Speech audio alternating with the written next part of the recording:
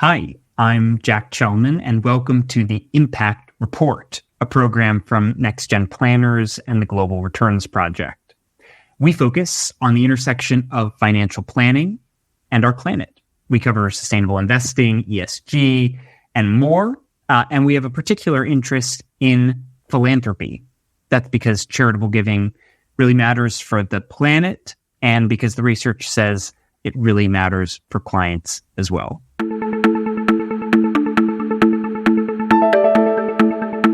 So welcome to episode 3. If you've made it this far, we're going to be focusing specifically on client interest in positive impact. What's the business reason for offering this to your clients? Now, most of us understand the urgency of the climate crisis, and financial planners can play a vital role in helping clients do the most good with their assets. But are sustainable options good business for financial planners? Let me introduce my first guest, and we can start to answer that question together. James Alexander is Chief Executive at UKSIF, the UK Sustainable Investing and Finance Association. James drives the organization's objective of advancing sustainable investment and finance in the UK, and also happens to serve as chair of the Global Sustainable Investment Alliance, GSIA. Welcome to the Impact Report, James. Thank you so much, Jack. It's really good to be here and great to be on the show, and really exciting to see that you're doing this. Oh, thanks so much. Maybe you could just give a quick introduction to the work that you do at UKSIF. Yeah, of course. So UKSIF, we're the membership network for sustainable finance in the UK. So we bring together the UK's financial services industry. So that's banks, pension funds, asset managers, wealth managers, financial advisors, data providers, law firms, anyone that's touching sustainable finance in some way. We bring them together to share experiences and insights, but also to push for stronger regulation to advance sustainable investing and finance in the UK. We have now reached 320 members. Collectively, they manage £19 trillion of assets. So an enormous base of assets to consider how it can invest more sustainably. And our job is to help make that happen. Fantastic. And I'm really interested, James, in a particular survey that UKSIF did. I think it must have been last October for Good Money Week, this past October. I wonder if you could just tell us a little bit about that Good Money Week survey. What was the structure and what were some of the key findings? Yeah, of course. So every year we have this event, as you say, called Good Money Week. We've been running for about 15 years now. And it's all designed to help our members and help people across the country to consider how they're investing, whether that's where their pension's invested, where they're banking, but more, to think about the fact that what they do with their money has as much impact as how other choices that they might choose to make in their lives. And so since 2009, we've been running doing public polling.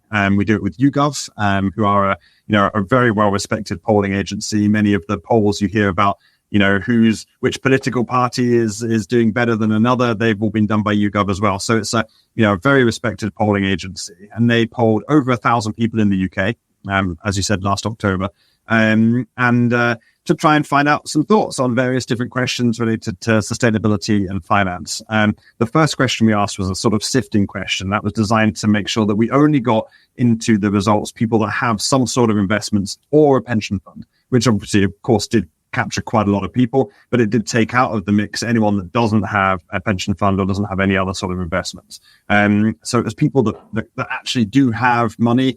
And the questions encouraged them to think about where they want to put that money. So one of the first questions we asked was what values do you want to reflect when thinking about your savings, your investments, or your pension fund?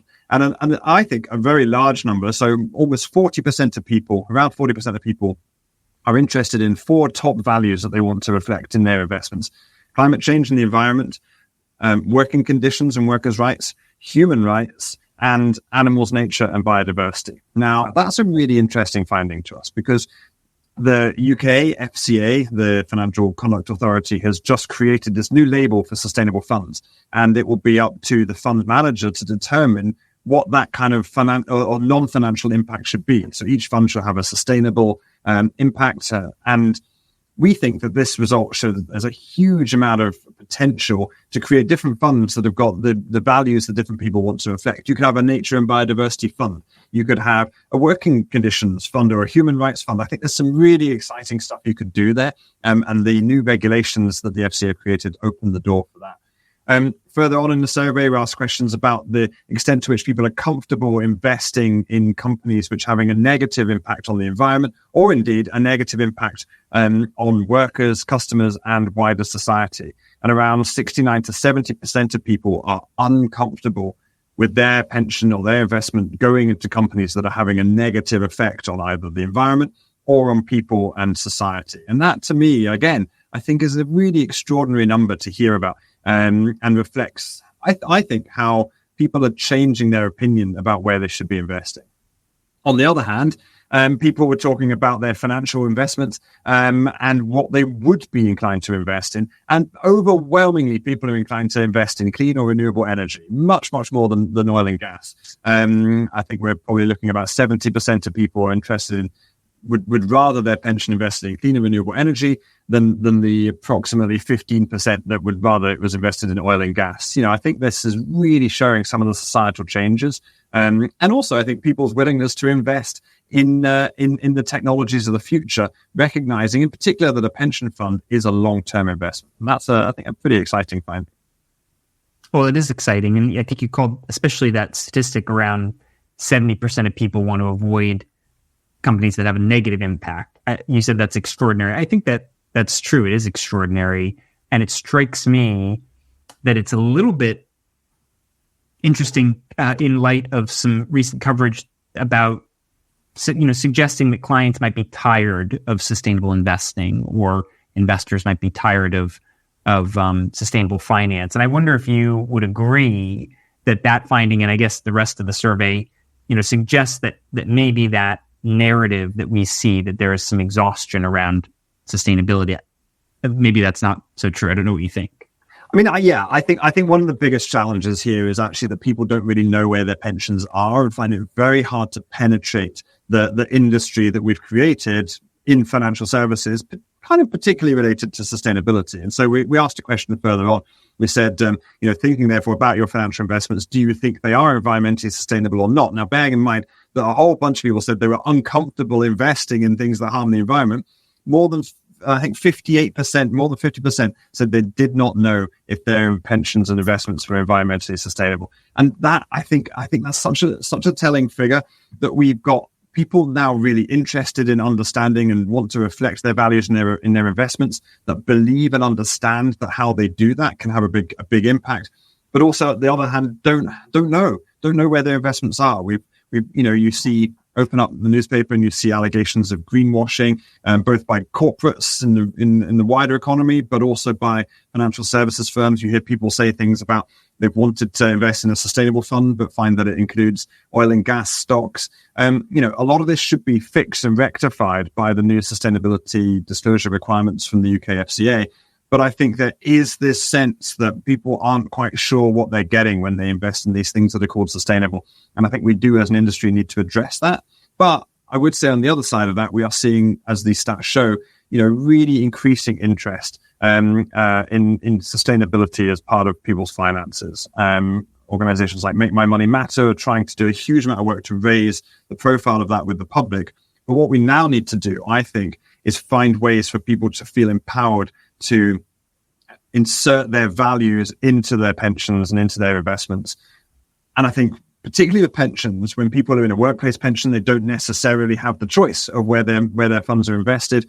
It's a pension fund that their employers set up for them, that they don't really have much control over what company it's with. I think that's going to be the next big question, is how can people have more choice over where their pensions actually are, and therefore where their pensions are invested. And just last week, we saw Make My Money Matter issue its scorecard of the UK's pension funds. They marked them all, I think they looked at 20 pension funds, big pension funds in the UK. They marked them all out of 10 in terms of their various different attributes of environmental sustainability. And the one that came top got, I think, 5.8 out of 10. So the highest number of their 10-point score was 5.8. And so I think there's still a long way that we need to go as this industry, and there's a long way we need to go to build public confidence in what we're doing. But I think some of the regulation that's coming through the system should make a really positive impact. Wow. Well, I mean, really interesting trends that you've touched on there. And obviously you've sort of addressed people wanting to avoid the negative impact, and also you said, incorporate their values. And I think that implies delivering a positive impact. And I guess just to sort of wrap up, I'm interested in drilling down into that idea of, an identifiable positive impact. And I wonder if there's anything else you've seen to suggest, again, that people aren't just trying to avoid harm, but do something actively beneficial that can sort of be identified for specifically, the environment, for the planet, for biodiversity, et cetera. Yeah, great question. I think the principles behind impact investing are where we're going to see the next biggest bit of action. I think people, again, are increasingly aware that wherever you put your finance, it has an impact. Now, that impact can be bad or that impact can be good. And it's very rare that impact is neutral. And so, first of all, people are realizing that. That then comes into decisions about which company do you bank with, as much as it comes back to things about your investments. And so, people are, I think, increasingly aware of that. The other side of that, though, is that, as you know, we're in a cost of living crisis. People are feeling really squeezed, both in terms of how much money they have now, but also, I think, how much money they are feeling that they're putting aside for things like retirement, or if there's a rainy day that they need to save for. And I think people are also concerned that if they do something that's more ethical, they do something that has better, positive impact, that they will lose out on returns as a result of that. Now, our view is that when you look at the full range of sustainability risks and impacts, that you actually are likely to give better returns over the long term. But the definition of long term is something that's still undecided. And we've seen recently funds that are badged as ESG funds have been somewhat underperforming some of the others. That's, in our view, primarily because they're being assessed on a year-on-year or even quarter-on-quarter basis. Funds that are assessing the full range of sustainability risks, we believe strongly, will outperform the market than those that don't. But it's over a longer period of time and those risks really come to the fore. And so that's what we're working on. We're working on promoting and highlighting the benefits of considering and assessing the full range of sustainability risks. But also we know that impacts are really important, partly because impacts end up becoming risks. And if people aren't careful, you can't continue having a negative impact and hope that you are going to just have a business as usual that can keep on doing that. An interesting example that's not a climate change example is Deliveroo. Many people would have used Deliveroo in the UK to get fast food delivered. That came up for an IPO about a couple of years ago. Quite a few of our members at UKSIF were nervous about the prospect of investing in Deliveroo, partly because their business model entirely relies for its success on being able to pay food delivery drivers really low sums of money to deliver food to your house. Now, if at some point in the future, a government decided that the amount that those riders are getting paid is too low, that they actually should be employees, that they should be entitled to all the benefits that employees get, suddenly the entire business model of Deliveroo could collapse. Now, that is a classic example of a working conditions related sustainability risk that investors are starting to think about more and more. And the negative impacts that that's having eventually not being possible to continue in the long term. So I think there's so much thinking going on in this space. And I think consumers are beginning to really understand some of the impacts that their money can have. And that's a really positive thing. We should definitely continue to promote that. Well, fantastic. Well, thanks, James, for helping us start to think about all these things. And thanks for your time. Thank you. Thanks, Jack. Our next guest is here to help us understand these issues even better. It's Anthony Brouchez, who's a financial planner and director of Leading Edge Wealth Planning. Anthony, thanks for being here with us. Hi, Jack. Thanks for having me on. How are you? I'm good. Great to see you. So I guess my first question, again, we've been thinking about avoiding negative impact, potentially delivering positive impact. What evidence have you seen that your clients care about that latter bit, about actively delivering positive impact, specifically when it comes to environmental issues? Absolutely. I think there's a lot of evidence. I know since the changes to MiFID in 2022, we've been required to, as part of our suitability assessment, to understand clients' needs and desires around their sustainability preferences. So, and even predating that, we were gathering that information, going out and understanding existing clients and new clients and what their stance was. So you begin to build quite a clear picture around this. So there's no doubt that clients are interested in the impact they're having on the environment. And, as James was saying, that their desire to not have a negative impact with their investing decisions is apparent. However, it's not as black and white necessarily as wanting to do good or not do bad, and seeing that transpire into their actual investment decisions. So, we've got, I'm sure everyone here is recycling. Lots of our clients will be recycling. We have clients with electric vehicles. Lots of us made decisions around our diet choice, but we're not necessarily carrying through all of those decisions across all aspects of our life. So, whilst there are areas that clients are willing to give in, there are other, it's a very psychological thing to be prepared to make decisions that clients do still perceive could impact them negatively around their finances, for the benefit of others. So I think people's finances particularly are they see that as personal security, and they see it as their family's future. And so, whereas there are many areas they will quite freely give, it's a difficult one for a lot of clients to actually make the step and make a decision that they're still unclear as to what the implication is for them or their future. No, of course. I mean, it's such a good point that these are really serious decisions about financial stability. And so I know you specifically incorporate philanthropy into what you offer to clients around sustainability and climate philanthropy in particular. How do you use that, and why do you do that with clients?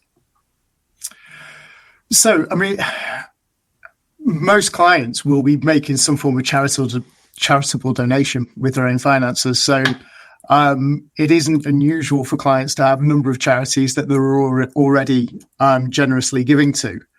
The benefit they find in terms of using services such as the Global Returns Project is that they would apply. The reason they're speaking to a financial planner in the first place is to have a level of scrutiny and a level of expertise applied to the decisions they're making around their finances. So why wouldn't they have that same level of scrutiny, diligence applied to their charitable endeavours? The caliber of the people on the board and the GRP is incredibly high. And so who's better, suited to understand where best the monies can be applied. That's great, Anthony. And I wonder, for you, how does charitable giving act as a complement to other conversations you might have with clients about sustainable investing or those market mechanisms that deliver environmental outcomes? Where does charitable giving fit in?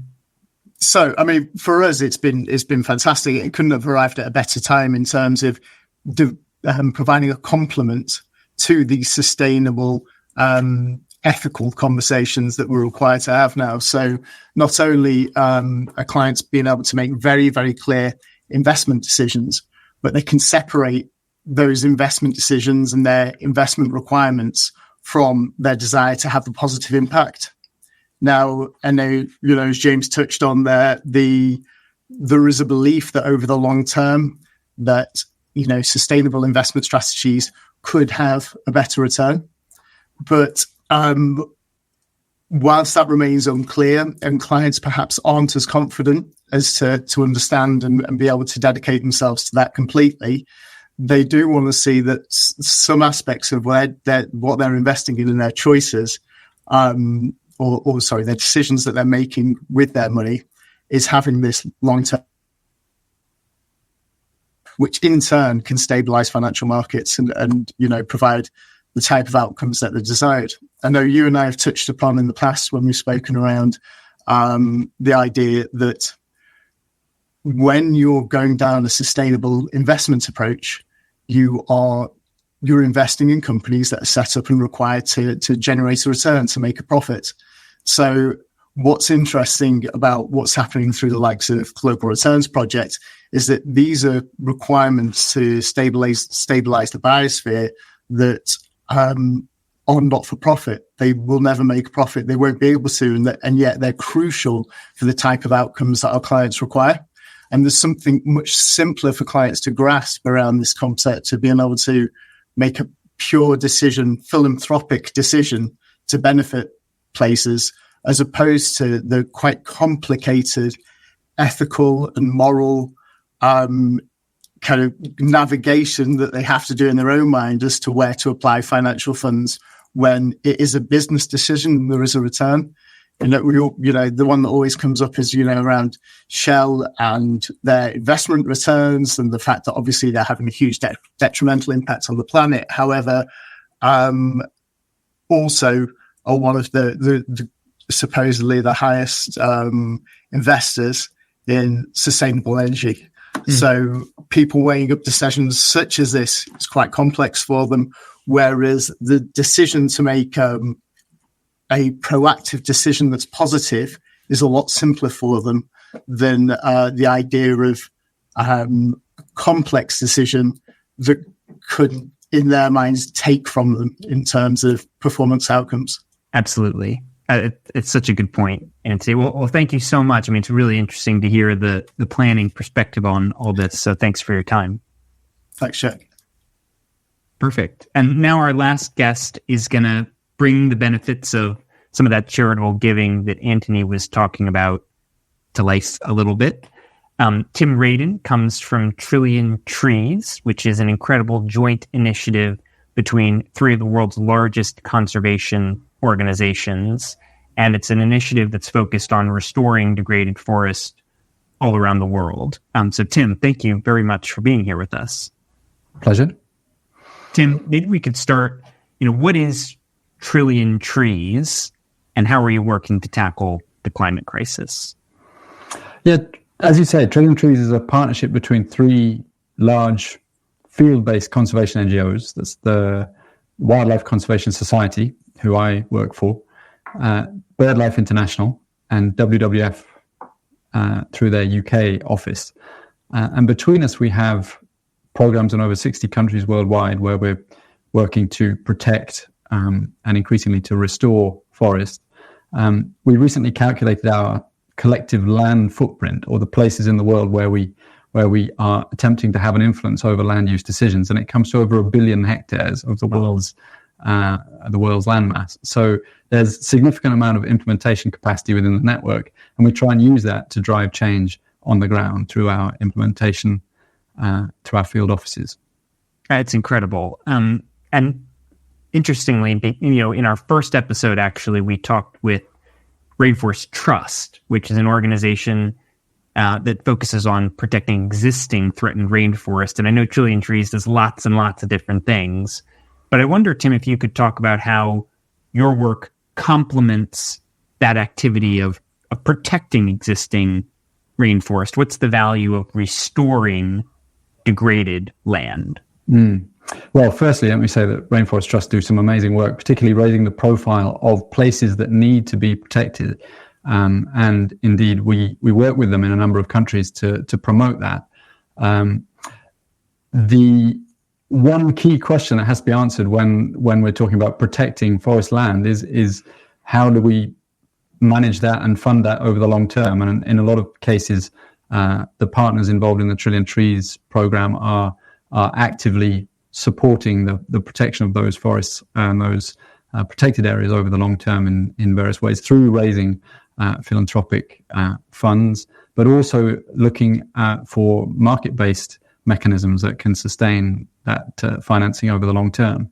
But you asked specifically about the complementary nature of the work through the Trillion Trees partnership, and with our focus on forest restoration, we're looking for ways that we can build out essentially from the protection of forests and start thinking about how we build back, how we rewild, how we reconnect lost forest habitats and increase habitat for wildlife. And one of the best ways of doing that in the short term is by focusing on degraded forest lands. These are forests that are below their ecological maximum capacity, forests that might have been subjected to logging or wood cutting, fuel wood collection, fire, and where through some kind of protection or assisted regeneration work, you can help them to recover more quickly to their ecological potential.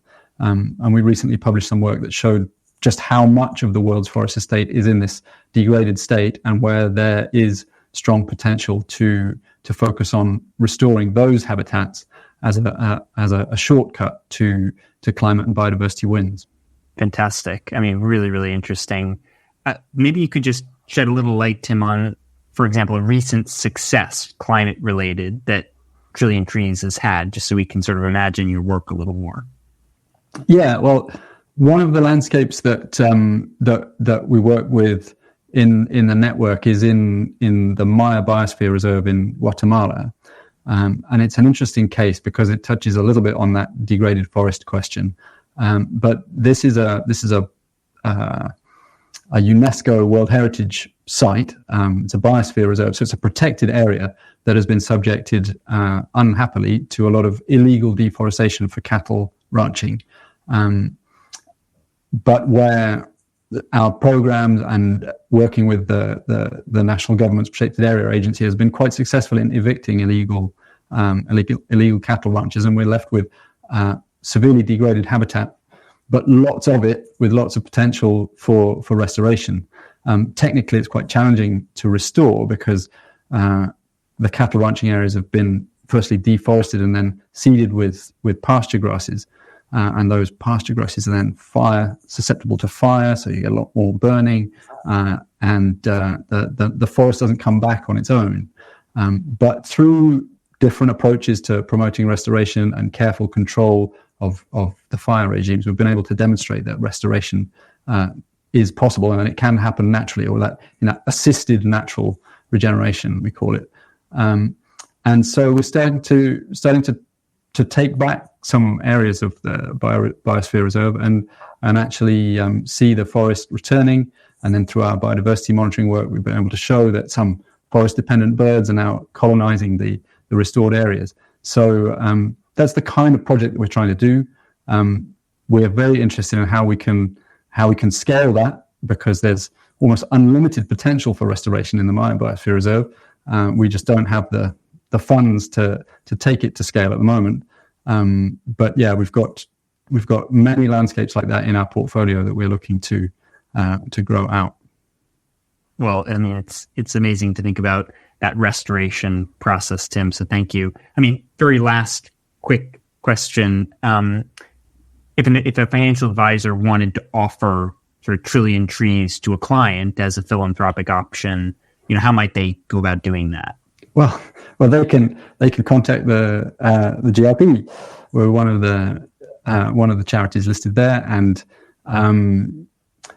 so through support for the GRP, we will be one of the beneficiaries. Maybe that's the best route. Simple, concise. Love it, Tim. Thank you very much. Thanks for joining us. Thank you. Well, thanks again to Tim. Thanks to James and Anthony. And as always, to you for tuning in. Please do watch our next episode, which is going to focus on positive impact in practice. We talked a little bit in this episode about the logistics of offering philanthropy to clients. Well, in the next episode, we're going to dig a lot deeper. How does environmental philanthropy actually work for clients from a logistical perspective? We'll be joined by ESG Accord's Lee Coates and Fundment's Scott Sinclair. And finally, this program is co-hosted by the Global Returns Project, which is a UK charity helping financial advisors offer clients high-impact climate philanthropy, often as a complement to sustainable investing. If you'd like to learn more about how to work with GRP at no cost to you or your clients, you can get in touch anytime. My email is jack@globalreturnsproject.earth. Thank you so much.